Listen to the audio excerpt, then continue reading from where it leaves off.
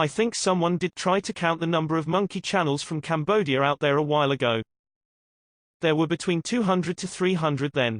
And we were talking from at least a good 8 to 10 months ago.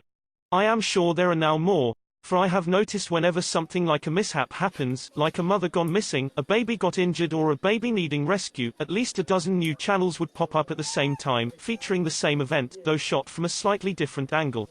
And every single time so far, we never got to see what had happened leading to the event, but without fail we all got to see the aftermath. It just seems like there is some strange synchronicity happening out there with the filming. All the involved cameramen always arrive and begin shooting the action at the same time. Now a mishap seems to happen almost every other week. You go count the number of channels out there for me.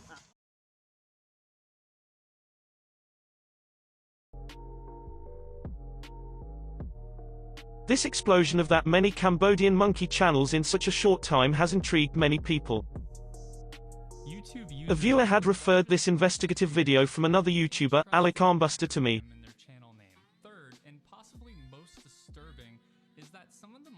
It offers a few fresh perspective, but I do find some of the conclusions like steganography a bit far-fetched. If I got anything wrong or you found something new, please leave a comment below. I think it's time we have a dialogue about this. And most importantly, if there is something bigger hidden here, I really don't think these videos are conduits for carrying anything more unpleasant secretly.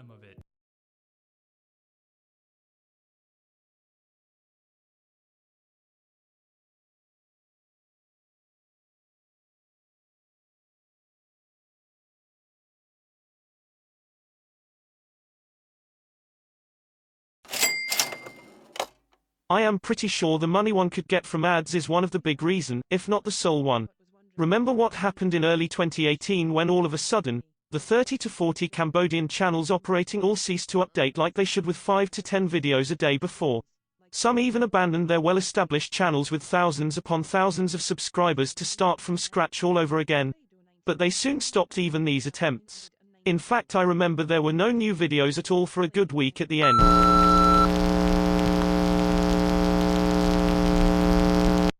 And it turned out that they were demonetized, that is no more ad money, just like the rest of many YouTubers experienced around the globe at that time.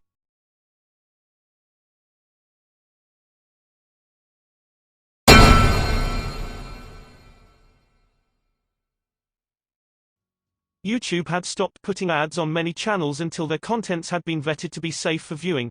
Previously, anyone could upload anything and started earning money right away. But not anymore. And so they all stopped making any more videos.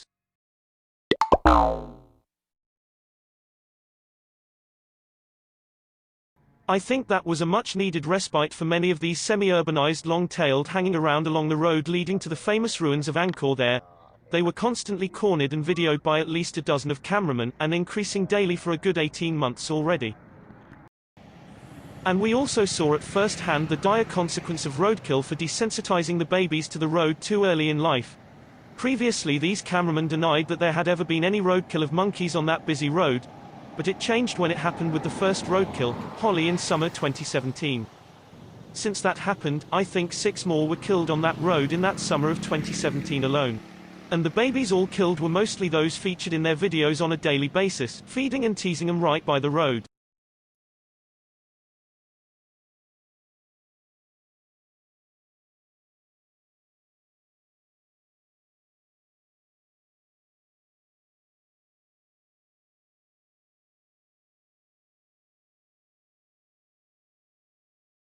But they were definitely responsible for teasing the monkeys there needlessly and sometimes cruelly though to create drama.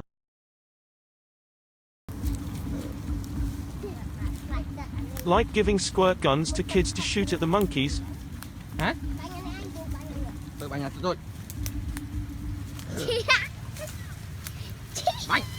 Mạnh sao?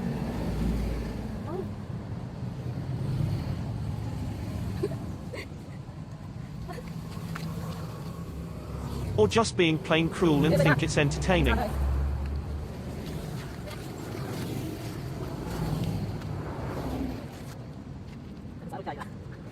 One particular bad offender was the owner of the channel Fish Wildlife, as he had tons of videos pitting monkeys with kittens, puppies, chicks, ducklings.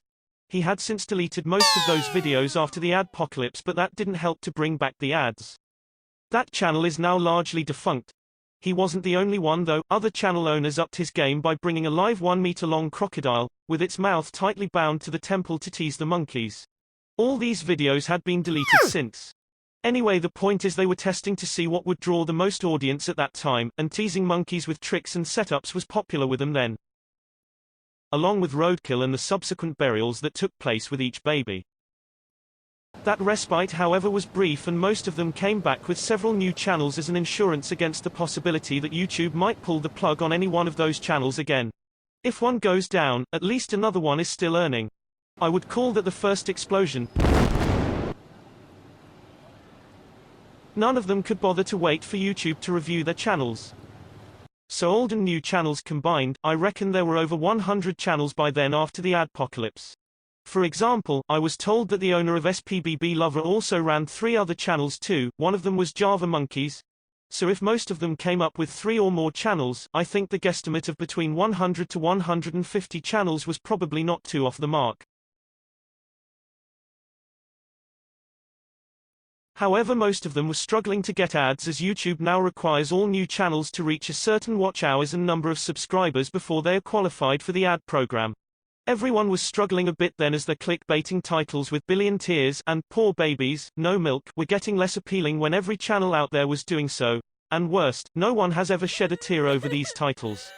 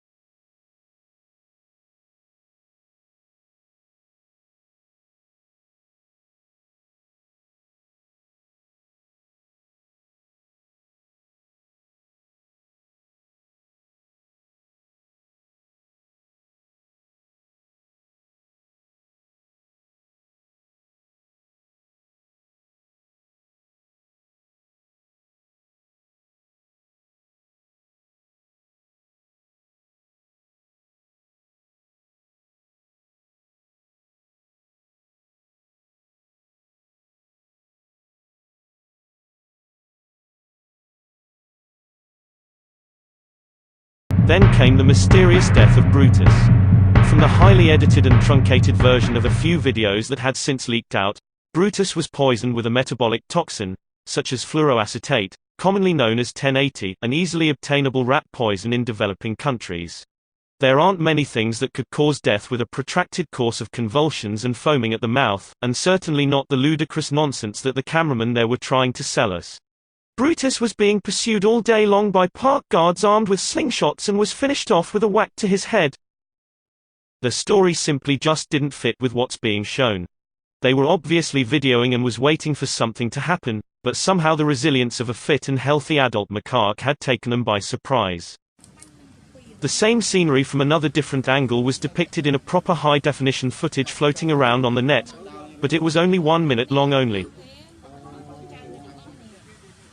Some people didn't want us to know the full story, so you have to bear with me this 360p footage instead.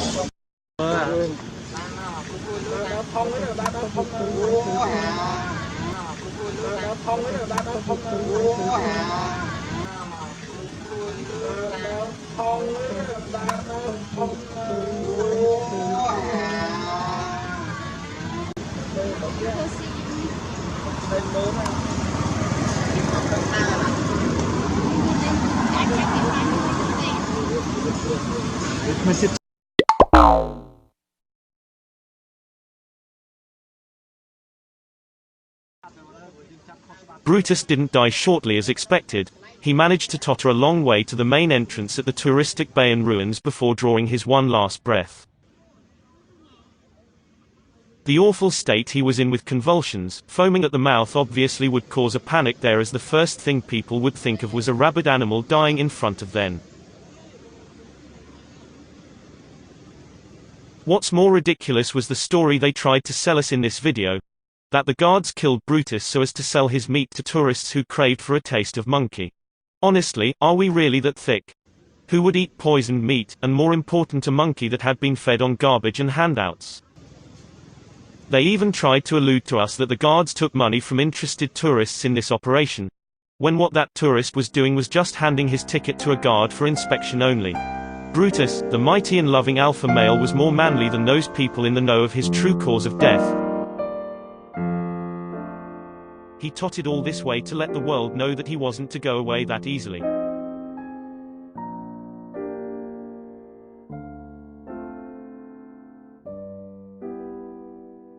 His resilience took these people by surprise, and turned it into something that became too hot for these cameramen to handle that day.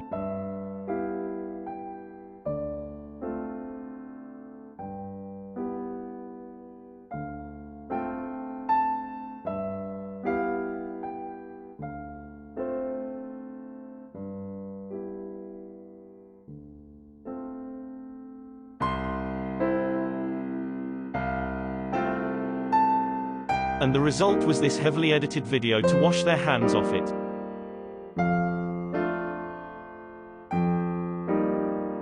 Otherwise it would have been in 1080p high definition instead of a crappy Motorola era footage.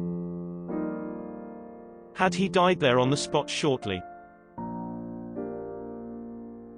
Goodbye Brutus, the first casualty when human greed became deadly in the forest of Angkor. This would not be the last time they would try to frame Apsara guards for things happened that defies logic and never makes any sense to us.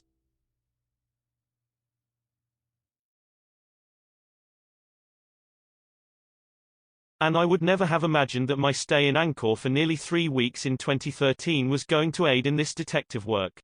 I thought I was just there to pursue my hobby of landscape photography.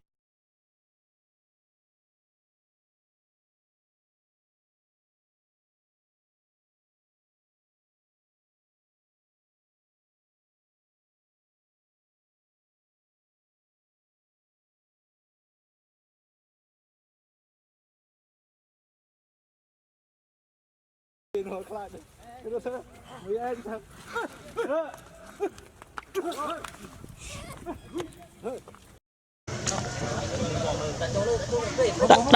lực chứ.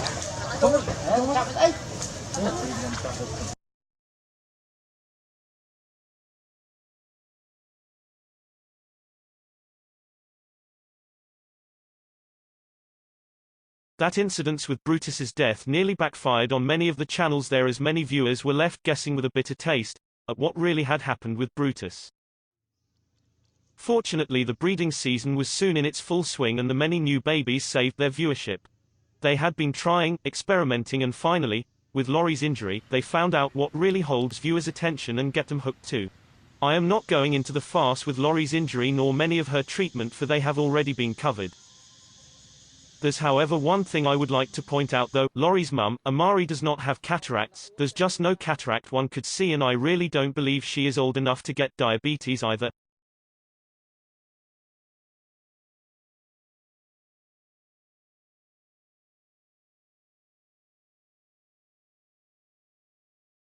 In fact, she is a young female in her prime. Old long-tailed look and walk like this one here. Indeed, one could reliably tell how old a long-tailed or rhesus is by looking at the face. Old ones have patches of discoloration and telangiectatic nevi on it. The older they get, the more the face looks mottled. And look at Amari, are there any signs that tell her she is an old female? As a matter of fact, if she only has 2 offspring, Jack and Lori, she really couldn't be more than 8 years old in 2018, as all long-tailed females begin to breed between 3 to 4 years of age.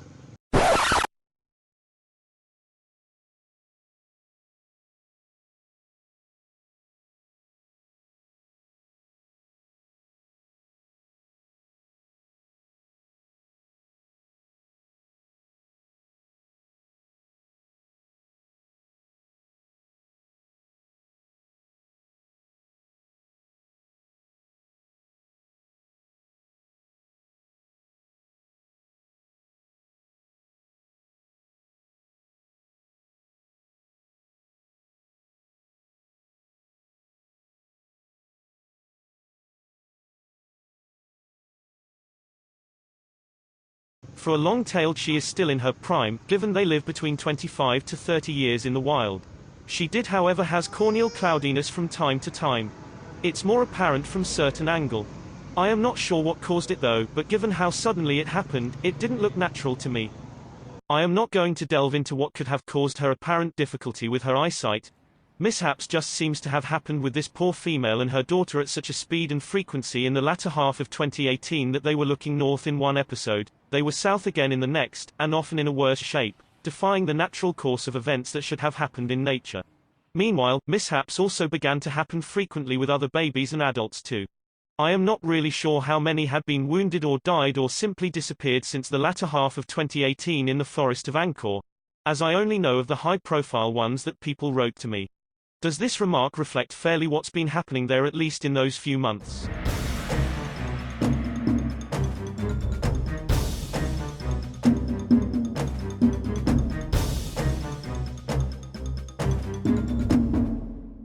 What has changed there since Lori first got injured over there? Why suddenly all hell has broken loose ever since there in the forest of Angkor? In the wild, long-tailed babies enjoy an 80% survival rate in the first year, and more if they have food brought to them daily. Besides, a baby should seldom get injured, as it should be staying close to its mother at all time. Everything since happens there just never seems to make sense anymore. The sudden rise in mortality and morbidity rates just defies logic. By late 2018, some of these cameramen began to operate from a nondescript temple in neighboring Battambang province as well. Quite many of them seem to now own channels from both places too. I called it the second explosion of channels there. So now we probably have between 200 to 300 channels operating altogether from both places, some more successful than others. Did they turn over a new leaf?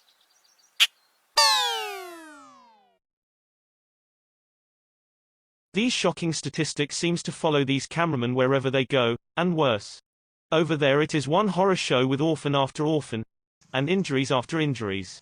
I was told that there's never been a single week there without a monkey getting hurt all of a sudden, and just like what has been happening back in the forest of Angkor, we only get to see the aftermath all the time.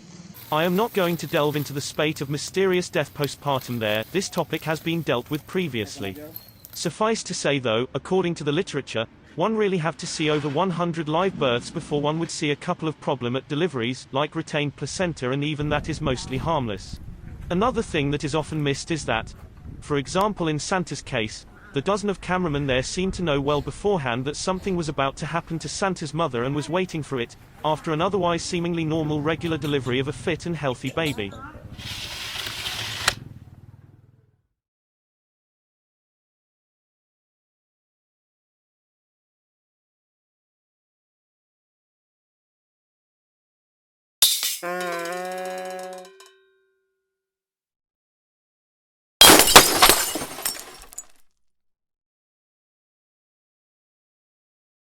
And again, with each death or another rescue mission, more new channels would spring up to cover the same events with similar videos, though shot from a slightly different angle. There must be a reason to it, in addition to earning more ad money from owning multiple channels. Before we delve into this phenomenon, it's important to know how a channel earns ad money. After 3 years of running a channel as a hobby, I have learned that 1. Ad money is not the same across one's audience from different countries. Only audience from developed countries in North America, Europe and a few developed countries like Japan, Hong Kong and Singapore matters. They attract the most ad money, and the difference say between an ad placed in India versus US could be nearly 20 to 30-fold at times. Therefore it's important to attract an audience from developed countries. I suppose that's one reason why almost all these monkey channels from Cambodia usually say they are from the US when they aren't.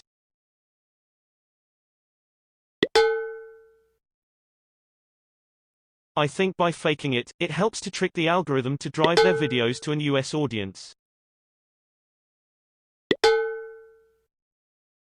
2. It depends on the number of ads one placed on their videos. I normally leave this up to YouTube to decide.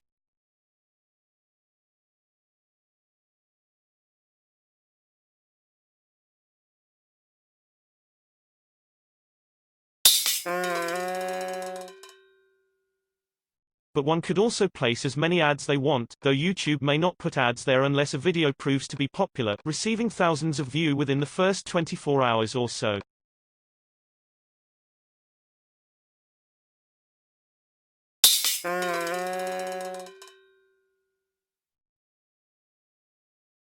Oh no! Currently, monkey videos with death, tragedy, blood and gore attract the most viewership. You might have noticed that such videos from Cambodia usually carry an insane number of ads from the get-go. They know following Laurie's injury what tickles people. Huh?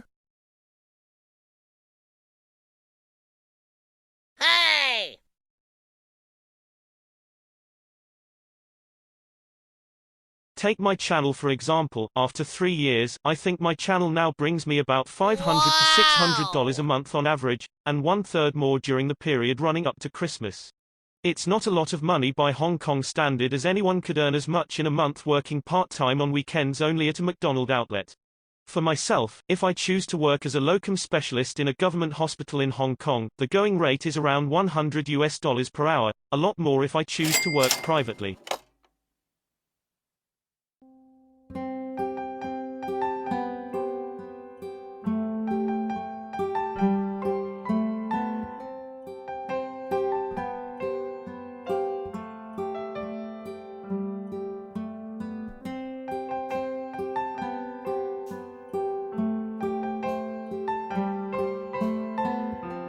I am quite happy with that income as it covers my expenditure on running this channel and its affiliated site already. And more, I could use any extra to buy new lenses. And more importantly, replace those that had been broken by monkeys.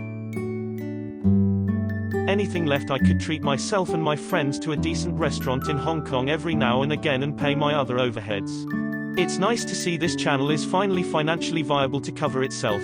And leaves me with a bit of additional pocket money to spend too. And a place to vent my creativity.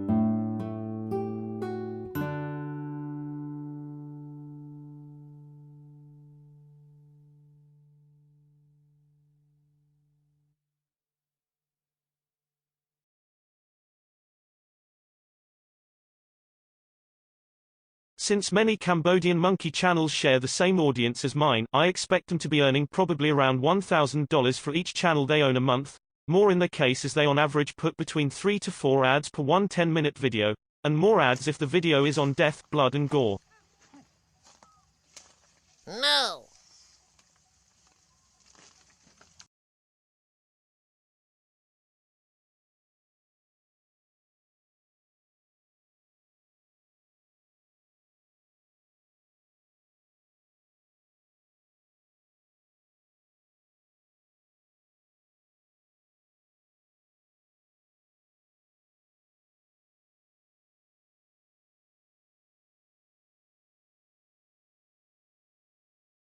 In the process of looking into Janet's allegedly snare injury and subsequent rescue and treatment, I think I have accidentally stumbled upon the answer why there are so many monkey channels from Cambodia.